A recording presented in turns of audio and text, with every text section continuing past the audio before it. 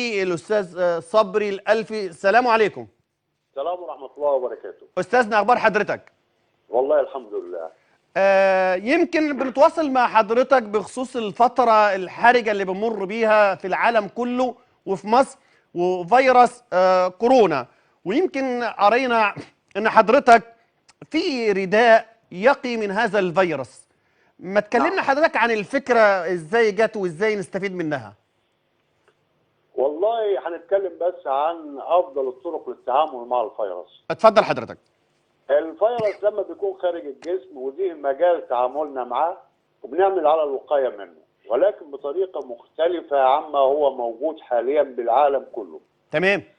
بيعيش فترات مختلفة الفيروس لما بيكون خارج جسم الإنسان تابعا لطبيعة وخواص المكان اللي هو عليه. تمام. مثلا عند تواجده على سطوح مختلفة بيكون تبعا للسطح نفسه، بمعنى ساعات مختلفة من 3 ساعات ل6 ساعات إلى أيام بسيطة. تمام. وأيضا في الهواء بيكون موجود، كل الدراسات أثبتت إن هو بيكون موجود في الهواء. تمام. أما لما بيكون داخل الخلايا بالرئتين ودي مش مجال تعاملنا، عند ذلك بيكون الضرر كبير حيث بيحدث تكاثر للفيروس. يعني وجود الفيروس في صدر المريض بينشئ مصادر جديدة للفيروس. تمام. عن طريق ان هو بينتقل من المريض الى شخص اخر سليم وبيصيب الانسان بالاضرار الى حد الوفاة. تمام. طبعا الافضل نمنع تكاثره ونمنع الاضرار الناتجة عنه، والتعامل معاه وهو داخل جسم الانسان بيكون عن طريق المصل او اللقاح، ولكن اي من الطريقتين اللي هو المصل او اللقاح علشان بيحتاج ابحاث وخطوات عديده وامكانيات بحثيه وتقنيه، وهذه الطريقه بتستغرق وقت طويل. تمام. في حدود 1.5 سنة على الاقل، عشان العقار الجديد يثبت اذا كان مفيد او لا، يعني محتاج من سنه ونص لسنتين. نعم.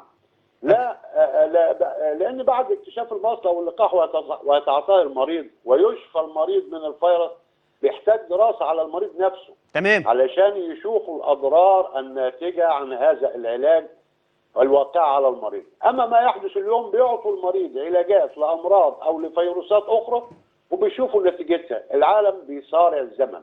تمام. على عدد من المرضى كمتطوعين نسبه الشفاء بيشوفوها قد ايه من متعاطي هذا العلاج. تمام. اتفضل. طب حضرتك ماشي، يعني انا في رداء حضرتك بتقول في رداء ممكن يقي من فيروس كورونا، عباره عن ايه الرداء ده؟ الاول نتكلم عن، مش هناخد وقت كتير من حضرتك، نتكلم عن الفيروس يعني. بعض المعلومات البسيطه. الفيروس ده شبه الكره وكلنا شفناه في الفضائيات. تمام.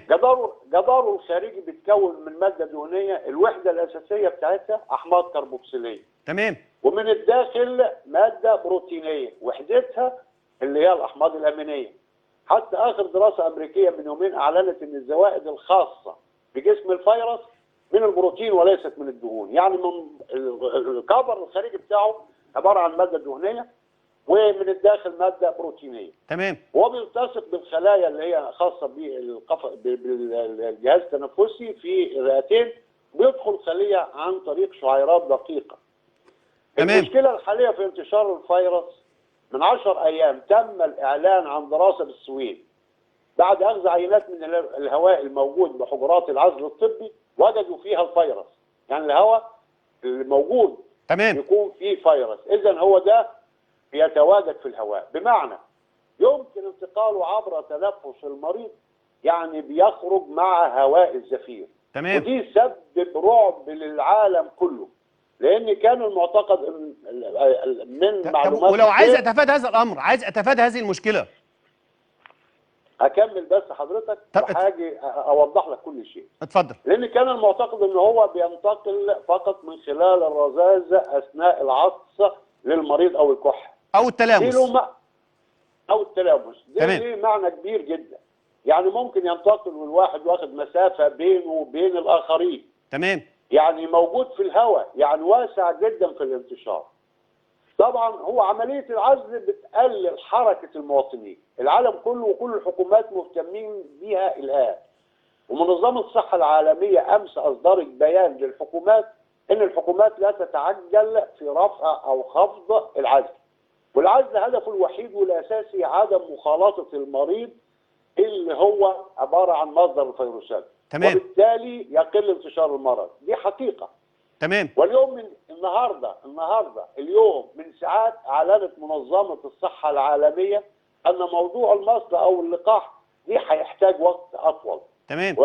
ولذا قررت ان يبحث العالم عن طريقه اخرى، بمعنى اسلوب اخر مختلف عن المتبع حاليا لمجابهه انتشار الفيروس. تمام. وانا ارى لا يمكن ان يتوقف انتشار المرض طالما فيه مصدر للفيروس اللي هو حامل الفيروس اللي هو المريض. تمام. وشخص اخر متلقي للفيروس. نعم العزل هيخفض الانتشار ولكن لا يمكن يوقفه تماما، والمشكله كبيره.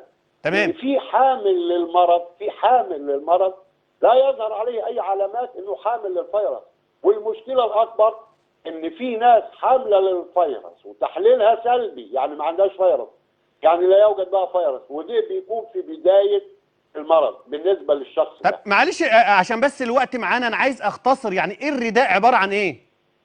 شوف حضرتك، اتفضل. كل الاقنعه الوقائيه المستخدمه حاليا لا يمكن تقي مرتديها من المرض 100%، والدليل الاطقم الطبيه اعداد كبيره بتموت، وكذلك انتشار العدوى باعداد كبيره تمام. بين المخالطين للمرضى، سواء اطقم طبيه او اطقم تطهير او اثناء العزل المنزلي او في اماكن خاصه للعزل مثل مستشفيات العزل الطبي. تمام. كل الاقنعه بتعمل على حجز الفيروس، وللاسف ليس 100%، وتظل بقى الفيروسات التي تم حجزها وهي اقنعه غاليه الثمن ولا تمنع انتشار الفيروس 100%. الصين قبلت بلاء حسن في هذا الموضوع، ولكن مش لازم نمشي على نهج الصين لانها لم توقف تماما 100% انتشار الفيروس. الطريقه اللي انا بتحدث عنها او الرداء اللي انا بتحدث عنه هو القضاء على مصدر العدوى اللي هو المريض وهو أو ده حامل المرض. والاتصال مخصوص عشان هذه النقطة.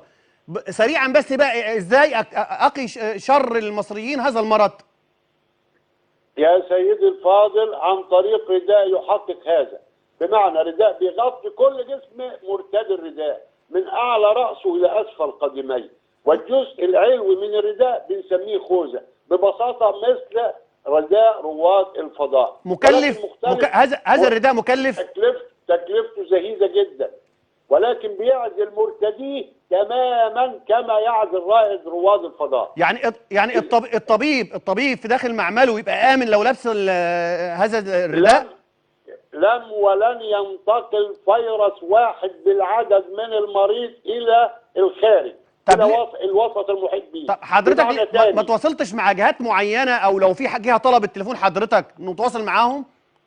يا سيدي انا العمل ده بعته لاكاديميه البحث العلمي في وزاره البحث العلمي، والناس دي بتعمل ليل ونهار. تمام. متقدم لهم اكثر من 10,000 فكره، وعشان يعملوا بحث في هذا ويبردوا كل الحاجات دي ويدرسوها عايزين فتره طويله. العمل ده جاهز، ان دلوقتي المريض بيلبس رداء، الرداء دوت لا كانه عايش في كوكب تاني وبيختلط بالناس والناس بتختلط بيه. الرداء دوت كل من هو سواء المريض او الطاقم الطبي او طاقم التطهير او من اللي بيشعر بكحه يرتديه لن يخرج منه ولن يصل اليه فيروس واحد بالعدد، وبالتالي وقفنا انتشار الفيروس. طب استاذ الفيزيائي صبري الألفي، تصنيع الفيروس ده تصنيع الرداء ده لن يستغرق يومين، بس لابد من اجراء تصنيع الرداء والفلاتر بتاعته، لان الفلاتر بتعامل الفيروس معامله كيميائيه. شكرا لحضرتك استاذ صبري الألفي، باحث في مجال الطاقه المتجدده وتحليه مياه البحر، وهتواصل